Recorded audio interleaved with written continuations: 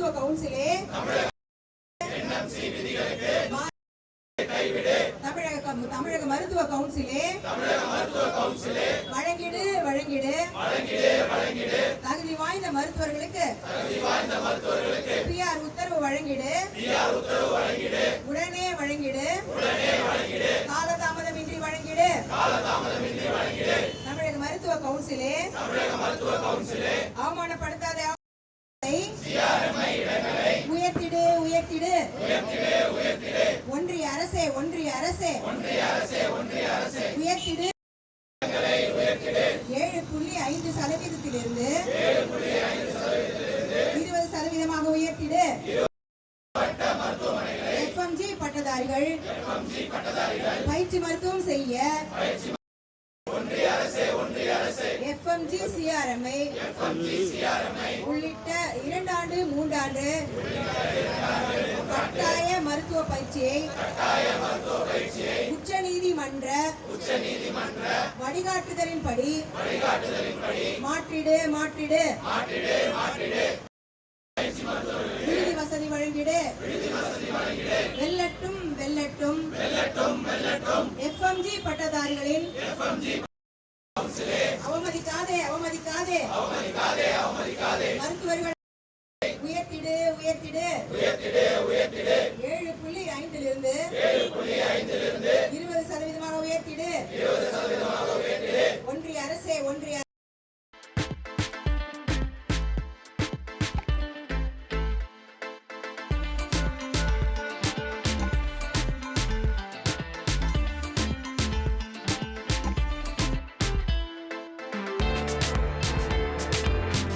ஆனால் சாதாரண சூழ்நிலையில ஒரு வருடம் செய்ய வேண்டிய அந்த ஹவுஸ் சர்ஜன் பணியை பயிற்சியை 2 வருடம் 3 வருடம் போடுவது எந்த விதத்திலும் நியாயம் கிடையாது.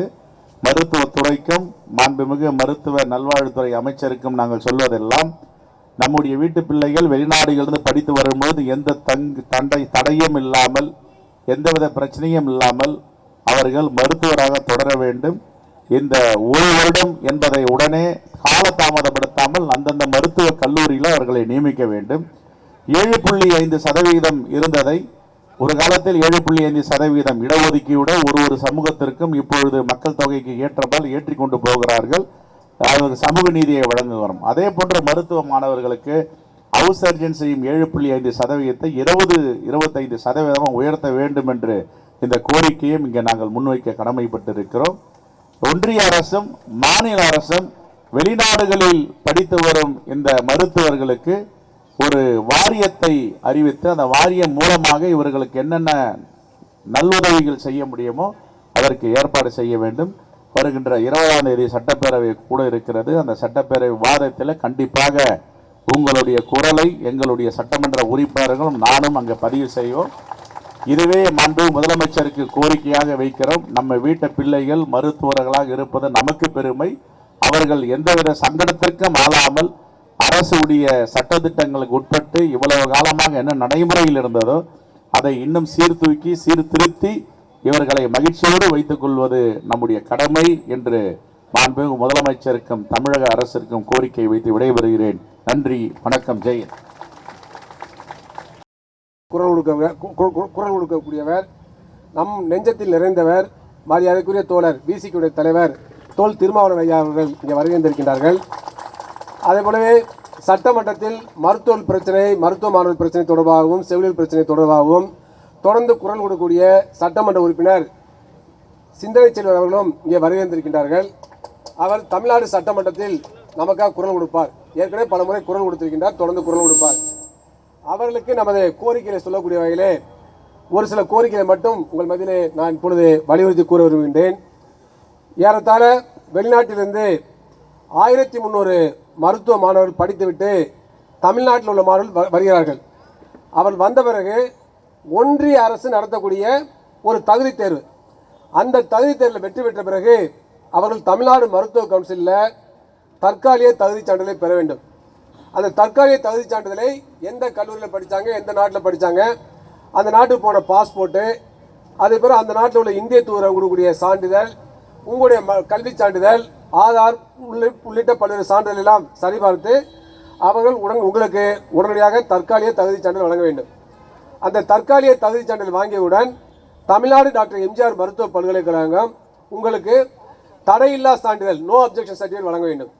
அந்த தடையில்லா சான்றிதழை தமிழ்நாடு டாக்டர் எம்ஜிஆர் மருத்துவ பல்கலைக்கழகம் வழங்கிய பிறகு மீண்டும் தமிழ்நாடு மருத்துவ கவுன்சிலை அணுகி அவர்கள் தற்காலிகமாக உங்களை டாக்டராக பதிவு செய்ய வேண்டும். பிராக்டிஸ் பண்ணலாம் தற்காலிகமாக பதிவு செய்ய வேண்டும். அந்த தற்காலிக பதிவு முடிந்தவுடன் நம்முடைய மருத்துவக் கல்வி இயக்குநர் மூலமாக உங்களுக்கு ஓராண்டுக்கான பயிற்சி மருத்துவராக பயிற்சி மேற்கொள்வதற்கு ஏதேனும் ஒரு அரசு மருத்துவக் கல்வி மருத்துவமனையில் உங்களுக்கு அந்த பணியிடத்தை ஒதுக்கி கொடுக்க வேண்டும். அந்த ஓராண்டு பயிற்சி மருத்துவராக முடித்த பிறகு நீங்கள் நிரந்தர மருத்துவராக பதிவு செய்து கொண்டு அதுக்கு பிறகு இந்தியாவிலும் சரி தமிழ்நாட்டிலும் சரி நீங்கள் மருத்துவராக தொழில் செய்யலாம், அரசு பணிக்கு வரலாம், முதுநிலை மருத்துவ படிப்புக்கு செல்லலாம். இதான் எனக்கு உள்ள நிலை. ஆனால் தமிழ்நாடு மருத்துவ கவுன்சில் என்ன காரணத்துக்காக தெரியவில்லை, மிகவும் காலதாமதம் செய்கிறார்கள். குறிப்பாக 2020க்கு முன்பாக 20 நாளில் முடித்த விஷயங்களை, அதாவது தூதரத்திலேருந்து அவங்க கருத்தை கேட்டுட்டு உங்களுடைய சான்றிதழெல்லாம் சரி பார்த்துட்டு 20 நாளில் வழங்கக்கூடிய அந்த தகுதி சான்றிதழை இப்பொழுது 6 மாதம் முதல் ஓராண்டு காலம் வரை இழுக்கடிக்கிறார்கள். ஏற்கனவே மருத்துவ படிப்பு நீண்ட படிப்பு 5 வருஷம் படிக்க வேண்டியிருக்கு, சில நாடுகளில் 6 வருஷம் கூட படிக்க வேண்டியிருக்கு. அவ்வாறு படித்து விட்டு இங்கே வந்து ஒரு தகுதி சான்றிதழை பெறுவதற்காக மீண்டும் ஓராண்டு காலம் வெயிட் பண்ணணும். அப்புறம் திரும்ப ஓராண்டு காலம் பயிற்சி மருத்துவம் மேற்கொள்ளணும். அப்போ இது போன்று பார்த்தீங்கன்னாக்க வெளிநாட்டில் மருத்துவம் படித்துவிட்டு வரக்கூடிய ஒரு மருத்துவ மாணவர் 7.5 ஆண்டு 8.5 ஆண்டு தொழில் செய்ய முடியாமல் வந்து அவர் பொருளாதார ரீதியாக பல்வேறு சிக்கல்களுக்கு உள்ளாகக்கூடிய ஒரு நிலைமை உருவாக்குகிறார்கள். தமிழ்நாட்டில் ஏராளமான தனியார் மருத்துவக் கல்லூரி இருக்கிறது. நீங்களாம் ஏன் இங்கே உள்ள தனியார் மருத்துவர்களை படிக்கல, ஏன் வெளிநாட்டில் போய் படிக்கிறீங்க என்பதை மறைமுகமாக திணிக்கக்கூடிய வகையில் தான் தமிழ்நாடு மருத்துவக் கவுன்சில் செய்கிறது. எங்களுடைய சந்தேகம் எல்லாம் தமிழ்நாட்டில் உள்ள தனியார் மருத்துவக் கல்லூரியுடைய லாபி, அவருடைய அழுத்தத்தின் காரணமாகத்தான் தமிழ்நாடு மருத்துவக் கவுன்சில் இவ்வாறு காலதாமதம் செய்கிறது என்பதை நாங்கள் கருதுகின்றோம். வேற எந்த மாநிலத்திலையும் ஓராண்டு காலம் 6 மாதங்களும் இழுக்கடிக்கிறதே கிடையாது, உடனடியாக வழங்கி விடுகிறார்கள். தமிழ்நாட்டில் மட்டும்தான் நிலை இருக்கு. ஏற்கனவே நாம் ஆர்ப்பாட்டம் உண்ணாவிரதம் பண்ண பிறகு இரவு நேரத்தில் வேலை செஞ்சாங்க, உண்ணாவிரதம் ஆர்ப்பாட்டம் பண்ண இரவு நேரத்தில் வேலை செஞ்சாங்க, அப்புறம் திரும்ப கும்பகோணம் மாறிவிட்டார்கள். எனவே இதை கண்டித்து தான் நாம் மிக முக்கியமாக இந்த ஆர்ப்பாட்டத்தை செய்கிறோம். அதே போலவே FMG மாணவர்கள் பயிற்சி மருத்துவம் மேற்கொள்கின்ற பொழுது அவர்களுக்கு ஏற்கனவே உள்ள பயிற்சி மருத்துவ இடங்களில் 7.5 விழுக்காடு இடங்கள் கொடுக்கப்படுகிறது. 100ல் 7.5 இல்லை, 100 இடங்கள் இருந்தால் அதை விட 7.5 இடங்களை அதிகப்படுத்தி இந்த வெளிநாட்டிலிருந்து படித்து வரக்கூடிய பயிற்சி அந்த மருத்துவர்களுக்கு பயிற்சி மருத்துவம் வழங்குவதற்கு மேற்கொள்வதற்கு வசதியை ஏற்படுத்தி கொடுக்க வேண்டும். 100 இடங்கள் ஹவுஸ் இருந்தாக்க 107.5 அதை அதிகரித்து கொடுக்கணுங்கிறது தான். நாம் வந்து அதை 10 விழுக்காடு வைக்கணும் ஆரம்பத்தில் சொன்னோம். அதுவரை 20 விழுக்காடாக நம்ம வந்து அதை உயர்த்த வேண்டும் கோரிக்கை வைத்து போராடினோம். மாண்பு தமிழ்நாடு முதலமைச்சர் அவர்கள் அந்த இடங்களை 20 விழுக்காடாக உயர்த்த வேண்டும் என்ற கோரிக்கையை ஏற்று ஒன்றிய அரசு கடிதம் எழுதிவிட்டார். எழுதி 2022 எழுதிட்டார். இப்போ 2026 4 ஆண்டுகளாக அந்த கடிதம் தூங்கிட்டு இருக்கு. எப்படி இங்கே தமிழ்நாட்டில் சட்டமன்றத்தில் நிறைவேற்றுகின்ற சட்டம்லாம் இங்கே தூங்கிட்டு இருக்கோம், அதே போலவே முதலமைச்சருக்கு எழுதிய கடிதமும் தூங்கிட்டு இருக்கு. அப்போ தமிழ்நாடு முதலமைச்சரை, தமிழ்நாடு அரசாங்கத்தை, தமிழ்நாடு சட்டமன்றத்தை, தமிழ்நாடு மக்களை இழிவுபடுத்தின செயல், இதை வன்மையாக கண்டிக்கின்றோம். எனவே தமிழ்நாடு முதலமைச்சர் கோரியது போல இந்த இடங்களை 20 விழுக்காடு கூடுதலாக ஒதுக்கி இந்த வெளிநாட்டில் படித்துவிட்டு வரக்கூடிய மாணவர்கள் உடனடியாக பயிற்சி மருத்துவம் மேற்கொள்ள தேவையான அனைத்து நடவடிக்கையும் எடுக்க வேண்டும். 2000 பேர் காத்துட்டு இருக்கிறாங்க. தமிழ்நாட்டில் இந்த மருத்துவர்கள் தேவைப்படுறாங்க, இந்தியா முழுவதும் தேவைப்படுறாங்க, கிராமப்புறத்தில் தேவைப்படுறாங்க. அப்போ மருத்துவ படிப்பை முடித்துவிட்டு 2000 பேர் பதிவு செய்ய முடியாமல் காத்துட்டு இருக்காங்க. இதை விட ஒரு மோசமான செயல், சமூக நீதிக்கு எதிரான செயல் வேறு எதுவுமே இருக்க முடியாது. இங்கெல்லாம் பணக்காரர்கள் கிடையாது, இங்கே உள்ள தனியார் மருத்துவர்கள் பணம் கட்டி படிக்க முடியாது. அதே சமயத்தில் அரசு மருத்துவம் இடம் கிடைக்கல, 1 மார்க் 2 மார்க் குறைஞ்சு போயிடுச்சு. எனவே டாக்டர் ஆக வேண்டும் என்ற கனவு, மருத்துவராக வேண்டும் என்ற கனவு, அந்த கனவை நிறைவேற்றுவதற்காக பல பேர் கடனை வாங்கி நிலத்தை விற்று இதெல்லாம் செஞ்சு தான் அவங்க அனுப்பிச்சிருக்காங்க. அங்கே போய் செலவு செஞ்சு படித்துவிட்டு வருவாங்க. அந்த மருத்துவ கனவை கலைப்பது என்பதும் அந்த மருத்துவ கனவை கலைந்து போகும் வகையிலே தமிழ்நாடு மருத்துவ கவுன்சில் செயல்படுவது என்பதும் ஏற்றுக்கொள்ள முடியாது. எனவே உடனடியாக அந்த இடங்களை 20 விழுக்காடாக உயர்த்த வேண்டும். அதேபோல தமிழ்நாட்டில் இந்த பயிற்சி மருத்துவம் மேற்கொள்ளக்கூடிய அந்த மருத்துவ மாணவர்களுக்கு, வெளிநாட்டு மாணவர்களுக்கு விடுதி வசதிகளையும் நாங்கள் செய்து கொடுக்க வேண்டும் என்ற கோரிக்கை வைத்திருக்கின்றோம். பல இடங்களில் தமிழ்நாடு அரசு அதை செய்து கொடுத்திருக்கிறார்கள், அதுக்காக நன்றி தெரிவிக்கின்றோம். தமிழ்நாடு அரசை பொறுத்தவரை நம்ம சாதாரணமாக செயல்படுறாங்க, மாற்றுக்கிறதே கிடையாது. இன்னும் சொல்ல போனால் தமிழ்நாட்டிலிருந்து சென்றக்கூடிய அனைத்து கட்சி எம்பிக்களுக்குமே நாடாளுமன்றத்திலே குரல் கொடுத்திருக்காங்க.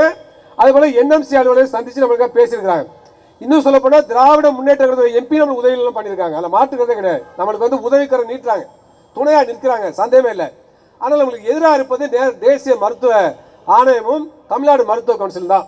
எனவே தமிழ்நாடு முதலமைச்சர் கோரியது போல அந்த இடங்களை 20 விழுக்காடாக உயர்த்த வேண்டும் என கேட்டுக்கொள்கின்றோம். அதுக்கடுத்து பல்வேறு கோரிக்கைகள் தமிழ்நாடு அரசை நிறைவேற்றியிருக்கிறார்கள். அந்த நோ அப்ஜெக்ஷன் சர்டிஃபிகேட் வாங்குறதுக்கெல்லாம் 3 லட்சம் 4 லட்சம் ஃபீஸ் இருந்துச்சு. அதை 25,000 குறைச்சிட்டாங்க. நாம் செய்த போனதுக்கு பிறகு அதை 26,000 தானே, 29,500 குறைச்சிட்டாங்க தமிழ்நாடு அரசு. அதுக்கு நாம் நன்றி சொல்ல கடமைப்பட்டிருக்கின்றோம். அதுபோன்று பல உதவிகளை தமிழ்நாடு அரசு செய்திருக்கிறது. எனவே முக்கியமான கோரிக்கைகள் இந்த கோரிக்கைகள் தான். எனவே இந்த கோரிக்கைகளை வலியுறுத்தி நாம் நிச்சயமாக போராட்டத்தை தொடர்வோம். இந்த போராட்டத்தின் மூலமாக உங்களுக்கு மட்டும் தீர்வு இல்லை, தமிழ்நாடு மருத்துவ கவுன்சிலே தீர்வு காணுவோம். அந்த சிக்கலை தீர்ப்போம், அந்த அராஜக வகை தீர்ப்போம் என்பதை இந்த சமயத்தில் சுட்டிக்காட்டி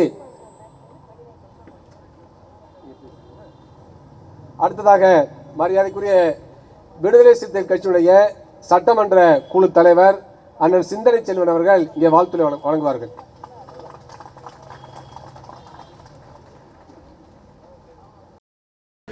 அயல் நாடுகளில் மருத்துவம் பயிலும் மாணவர்கள் அங்கே மருத்துவத்தை 5 ஆண்டு காலம் படித்து முடித்து தாயகத்திற்கு இந்தியாவுக்கு திரும்பிய பிறகு அவர்கள் எதிர்கொள்ளும் இடர்கள், நெருக்கடிகள் ஏராளம். பயிற்சி மாணவர்களாக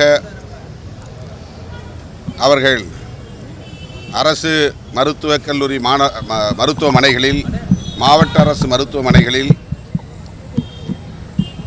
அனுமதிக்கப்படுவதில் நிறைய காலதாமதம் ஏற்படுகிறது. பதிவு செய்வதில் காலதாமதம், சான்றிதழ் வழங்குவதில் காலதாமதம் என்று 2 அல்லது 3 ஆண்டுகள் அதற்காக அவர்கள் செலவிட வேண்டிய நெருக்கடி உருவாகிறது. இதனால் மன உளைச்சலுக்கு ஆளாகக்கூடிய பல மாணவர்கள் தற்கொலை செய்து கொள்ளலாம் என்கிற அளவுக்கு தள்ளப்படும் நிலை உருவாகி இருக்கிறது. எனவே தமிழ்நாடு அரசு இந்த மாணவர்களின் கோரிக்கைகளில் உடனே கவனம் செலுத்த வேண்டும். தமிழ்நாடு மருத்துவ கவுன்சிலால் ஏற்படுகிற தாமதங்களை தவிர்க்க வேண்டும். தகுதி சான்றிதழ்கள் வழங்குவதில் உள்ள தேக்கத்தை கைவிட வேண்டும். இந்திய ஒன்றிய அரசு 7.5% இந்த மாணவர்களுக்கு அனுமதி வழங்குவதை 20 விழுக்காடாக உயர்த்த வேண்டும். இந்திய ஒன்றிய அரசுக்கு தமிழ்நாடு அரசு கூடுதலாக அழுத்தம் கொடுத்து இதை 20 விழுக்காடாக உயர்த்துவதற்கு உரிய நடவடிக்கைகளை மேற்கொள்ள வேண்டும் என்கிற இந்த கோரிக்கைகளை வைத்து இன்றைக்கு சமூக சமத்துவத்திற்கான மருத்துவர்கள் சங்கம் மற்றும் தமிழ்நாடு மருத்துவ மாணவர்கள் சங்கம் ஆரவழியிலான இந்த ஆர்ப்பாட்டத்தை வெளிநாட்டு மருத்துவ பட்டதாரிகள் பிரிவு ஆகியவை இணைந்து இந்த ஆர்ப்பாட்டத்தை ஒருங்கிணைத்திருக்கிறார்கள். இந்த கோரிக்கைகள் அனைத்தையும் விடுதலை சிறுத்தைகள் கட்சி ஆதரிக்கிறது. மாண்புமிகு முதலமைச்சர் அவர்கள் உடனடியாக இதில் தலையிட வேண்டும். இந்த கோரிக்கைகளை நிறைவேற்றுவதில் எந்த சிக்கலும் அரசுக்கு இல்லை. அதிகாரிகளின் மெத்தன போக்குகளால் தான் இத்தகைய பாதிப்புகள் ஏற்படுகின்றன. இதில் நிதிச்சுமையோ அல்லது சட்ட சிக்கலோ எதுவும் இல்லை. தேசிய மருத்துவ ஆணையமே மாவட்ட அரசு மருத்துவமனைகளில் இந்த மாணவர்கள் பயிற்சி பெறுவதற்கு அனுமதிக்க வேண்டும் என்று அனுமதி வழங்கியுள்ள நிலையில் அது நிறுத்தப்பட்டிருக்கிறது. அதேபோல் புதிதாக உள்ள தொடங்கப்பெற்ற அரசு மருத்துவ கல்லூரிகளில் இவர்கள் பயிற்சி பெறுவது நிறுத்தப்பட்டிருக்கிறது. இதுபோன்ற நிர்வாக நடவடிக்கைகளில் உள்ள தேக்கங்களை தவிர்ப்பதற்கு அல்லது நீக்குவதற்கு மாண்புமிகு முதல்வர் அவர்கள் உரிய நடவடிக்கைகளை மேற்கொள்ள வேண்டும் என்று விடுதலை சிறுத்தைகள் கட்சியின் சார்பில் வலியுறுத்துகிறோம். தமிழ்நாடு முழுமைக்கும் மருத்துவர்களிலிருந்து தூய்மை பணியாளர்களையும் தொடர்ந்து போராடிக்கிட்டே இருக்காங்க. தமிழ்நாடு போராட்ட களமாக இருக்குது. அவங்களோட கோரிக்கை எல்லாமே திமுகவுடைய தேர்தல் வாக்குறுதி நிறைவேற்றணுன்றதை அவங்க இதுவரைக்கும் நிறைவேற்றவே இல்லை. அதை எப்படி பார்க்குறீங்க சார்? தேர்தல் வாக்குறுதி ஏராளமான கோரிக்கைகளை அல்லது வாக்குறுதிகளை திமுக அரசு நிறைவேற்றியிருக்கிறது. அவற்றை ஏற்கனவே மாண்புமிகு முதல்வர் அவர்கள் பட்டியலிட்டு கூறியிருக்கிறார். அவற்றையும் தாண்டி பல கோரிக்கைகள் நிறைவேற்றப்படாமல் இருக்கின்றன என்கிற நிலையில் இந்த போராட்டங்கள் நடக்கின்றன. குறிப்பாக ஓய்வூதியம் தொடர்பான போராட்டம் இப்போ அண்மையிலே ஒரு புதிய அறிவிப்பை முதலமைச்சர் செய்தார். அதனை வரவேற்ற ஜாக்டோ ஜியோ அமைப்பினர் இப்போது அதிலும் திருப்தி இல்லை என்கிற கருத்தை வெளிப்படுத்தியிருக்கிறார்கள். மாண்புமிகு முதல்வர் அவர்கள் மீண்டும் அவர்களோடு உரிய பேச்சுவார்த்தை நடத்தி அவர்களது கோரிக்கைகளை முழுமையாக நிறைவேற்ற முன்வருவார் என்று நான் நம்புகிறேன். அவ்வாறு நிறைவேற்ற வேண்டும் என்று வலியுறுத்துகிறேன். அதேபோல இடைநிலை ஆசிரியர்கள் சமவேலை சம ஊதியம் என்கிற கோரிக்கைகளை முன்வைத்து தொடர் போராட்டங்களில் ஈடுபட்டு வருகிறார்கள். ஒவ்வொரு நாளும் கைது செய்யப்பட்டு விடுவிக்கப்படுகிற வழியில் அந்த நிலையில் அந்த போராட்டங்கள் தொடர்கின்றன. துப்புரவு பணியாளர்கள் குறிப்பாக சென்னை மாநகராட்சியின் 2 வார்டுகளில் அந்த NULM என்கிற திட்டத்தின் கீழ் பணியாற்றிய துப்புரவு பணியாளர்கள் அதன் கீழே தொடர்ந்து பணியாற்ற கோரிக்கை விடுக்கிறார்கள். அந்த கோரிக்கைகளை அரசு பரிசீலிக்க வேண்டும் என்று ஏற்கனவே பலமுறை விடுதலை சிறுத்தைகள் கட்சியின் சார்பிலே வலியுறுத்தியிருக்கிறோம், மீண்டும் வலியுறுத்துகிறோம். எனவே ஜனநாயகபூர்வமான இந்த கோரிக்கைகளை முன்வைத்து போராடக்கூடியவர்களோடு அரசு உரிய பேச்சுவார்த்தை நடத்தி அவர்களுக்கு நீதி வழங்க வேண்டும் என்று, அந்த கோரிக்கைகளை நிறைவேற்ற வேண்டும் என்று வேண்டுகோள் விடுக்கிறோம். திருப்பரங்குன்ற விவகாரத்தில்